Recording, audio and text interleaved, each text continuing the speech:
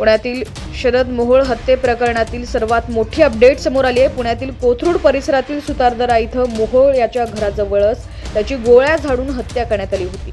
दिवसाढवळ्या झालेल्या गोळीबारानं पुणे हादरून गेलेलं। जवळच्या साथीदाराने एकदम फुलप्रूफ प्लॅन बनवत मोहोळ याला संपवलं। भाच्याने मामासाठी मोहोळच्या टोळीत जात संधी मिळताच त्याला संपवलं।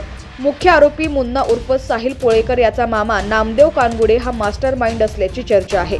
अशातच या प्रकरणामध्ये आणखी मोठी माहिती समोर आली आहे। शरद मोहोळ याला संपवण्यासाठी मदत करत नाही म्हणून मामा भाच्यांनी मुळशीतील भोगावमधील एकावर गोळीबार केला होता।